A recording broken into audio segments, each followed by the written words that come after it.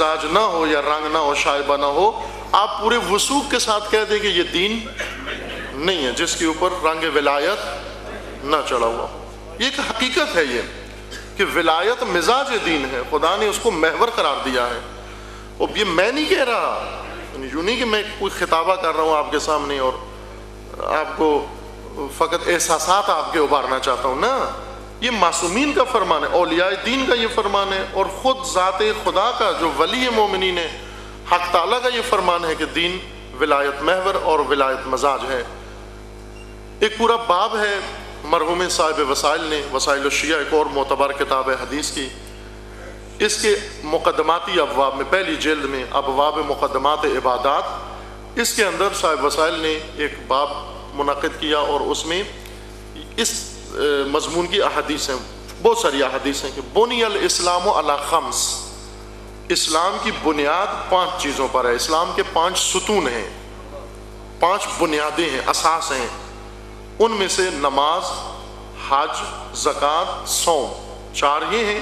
اور 5ویں چیز ہے ولایت۔ بنی الاسلام علی خمس، علی الصلاۃ والحج والزکوٰۃ والصوم والولایہ، اور 5ویں چیز ولایت ہے۔ اور پھر اس کے بعد یہ بہت ساری روایات ہیں اس مضمون کی، ان کا مشترکہ لب لباب یہ بنتا ہے، اور انہی روایات میں معصومین کا یہ فرمانا ہے کہ وَمَا نُودِيَ إِلَىٰ شَيْءٍ مِثْلُ مَا نُودِيَ إِلَى الْوِلَایَةِ، یعنی ان 5 ارکان میں سے بھی ایک رکن الرکین ہے، وہ رکن الارکان ہے، یعنی 5 رکن ایک جیسے نہیں ہیں، بلکہ ان میں سے ایک اصلی رکن ہے اور باقی اس کے ذیل میں ہیں، باقی رکن اس کے سائے میں رکنیت رکھتے ہیں۔ اور وہ فرمایا کہ وہ ولایت ہے، اور ولایت کی طرف جتنی دعوت دی گئی ہے اور جتنا تاکید کی گئی ہے اتنا کسی اور چیز کی تاکید نہیں کی گئی ہے۔ وَمَا نُودِيَ إِلَىٰ شَيْءٍ مِثْلُ مَا نُودِيَ إِلَى الْوِلَایَةِ۔ بس یہ بات ذہنوں میں رہے ہمارے ہمیشہ کہ دین کا محور، دین کا مزاج اور دین کا رنگ در حقیقت ولایت ہے۔ دین ولایت مدار اور ولایت مزاج ہے، ولایت محور ہے دین۔ تمام تعلیمات دین، نہ فقط اس میں استثناء کر کے ہم یہ کہیں کہ اس میں ولایت ہے اور اس میں ولایت نہ ہو، تمام، حتیٰ میں نے عرض کیا کہ توحید سے لے کر آخر تک آپ ہر چیز کو اگر دیکھیں تو اس کا مزاج ولائی ہے۔ خب جب ہر چیز کا مزاج ولائی ہے، اس وجہ سے کہ خداوند تبارک و تعالیٰ نے ہدایت بشر کے لیے خود بھی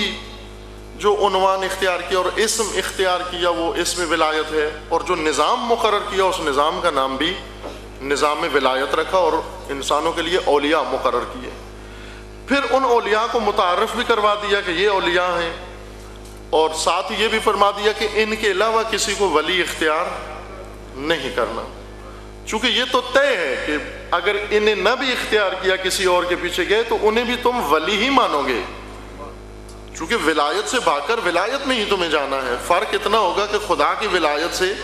بھاگ کے طاغوت کی ولایت میں چلے جاؤ گے،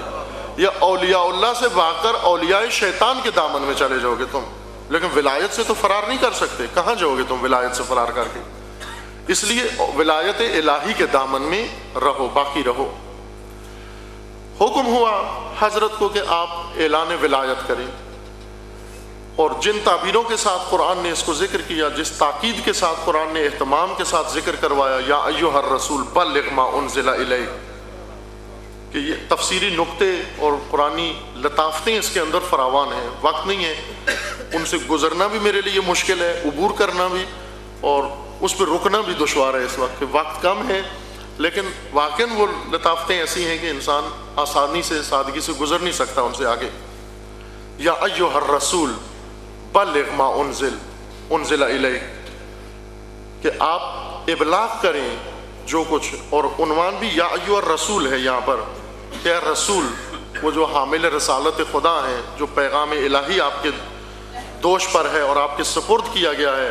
اور جس پیغام کے لیے خدا نے آپ کو چنا ہے وہ عنوان رسول، وہ پیغام آپ لوگوں تک پہنچا دیں۔ آپ بلغ ما انزل الیک من ربک،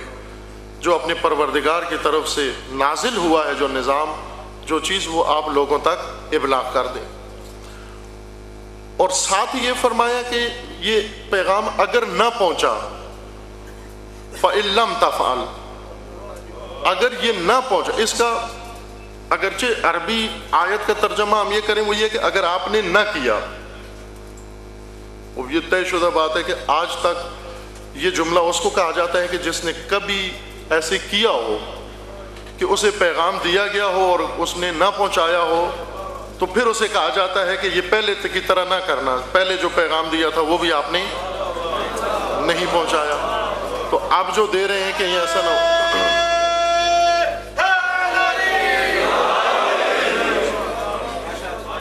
ایسا تو نہ قرآن نے ذکر کیا ہے، نہ تاریخ میں آیا ہے، اور نہ ہی اس مقام عصمت کے ساتھ سازگار ہے یہ چیز مسلمات میں سے ہے کہ ایسا کبھی ہوا ہی نہیں ہے کہ پیغمبر اکرم کو خداوند تبارک و تعالیٰ نے پیغام دیا ہو اور وہ پیغام نہ پہنچا ہو۔ اور خصوصاً جس حالت میں یہ پیغام پہنچانے کو کہا جا رہا ہے وہ تو حالات بھی کوئی ایسے مشکل حالات نہیں ہیں جن حالات میں یہ پیغام پہنچانے کو کہا جا رہا ہے۔ پیغمبر اکرم نے اس وقت خدا کا پیغام پہنچایا جب کوئی سننے کے لیے تیار نہیں تھا۔ اس وقت بھی اس رسول نے کوئی پیغام روک کے نہیں رکھا، ہر پیغام پہنچایا اور وہیں تک پہنچایا جہاں پہنچانا چاہیے تھا، بلکہ اس قدر شدت سے پہنچایا کہ خود خدا کو روکنا پڑا کہ اتنا اپنے آپ کو اس راہ میں مشکلوں میں نہ ڈالیں، کہ خود اللہ تعالیٰ کو منع کرنا پڑا کہ آپ لعلک باخع نفسک، کہ آپ تو اس راہ میں لوگوں کی ہدایت کی خاطر اور پیغمبری کی خاطر اور پیغام خدا پہنچانے کی خاطر آپ تو اپنے نفس کو ڈال رہے ہیں خطرات کے اندر، اپنے نفس کو خطرات سے ڈالنے کی ضرورت نہیں ہے۔ یعنی خود خداوند کو کہنا پڑا کہ اس قدر مثلا نہیں ہے ضرورت، جتنی ضرورت ہے بس اس حد تک کریں، یا جتنا معمول کا طریقہ ہے اس حد تک آپ ابلاغ پیغام کریں۔ بس یہ رسول وہ نہیں ہے کہ جو کبھی معاذ اللہ کوتاہی کی ہو، کبھی سستی کی ہو، کبھی مثلا پیغام خدا پہنچانے میں لے تو اللہ سے کام لیا ہو۔ پھر کیوں یہ جملہ آیا کہ ان لم تفعل، اگر آپ نے نہ کیا، ولو، اگر معنی یہی بنتا ہے، بظاہر معنی یہی بنتا ہے کہ اگر آپ نے نہ پہنچایا،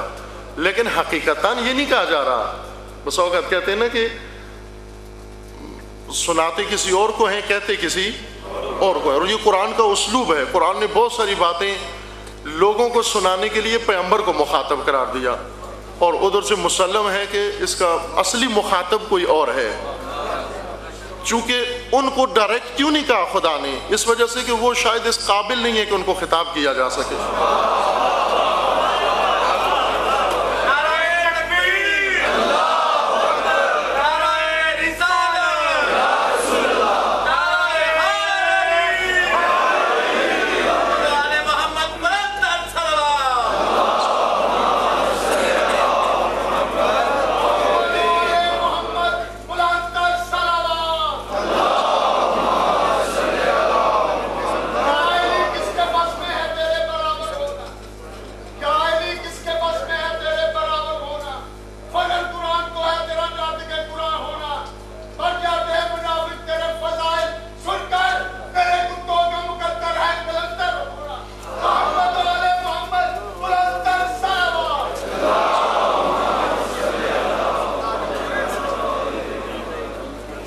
جسے قرآن نے کہا بھی ہے قل یا ایھا الکافرون، اے نبی آپ کہہ دو ان کافروں سے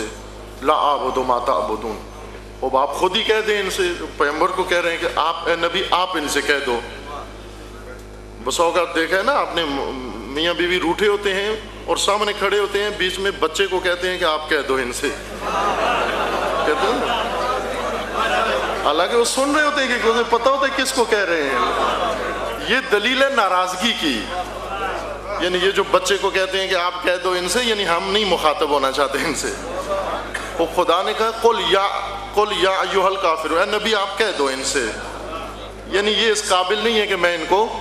خطاب کر دوں، آپ کہہ دو ان سے۔ لہٰذا بہت ساری جگہ پر خداوند نے اس طرح سے فرمایا ہے، لہٰذا یہاں پر جو فرمایا ان لم تفعل، اگر آپ نے نہ کیا، یہ تو سوال ہی نہیں ہے کہ پیغمبر کو خدا حکم دے اور پیغمبر نہ کریں یہ کام۔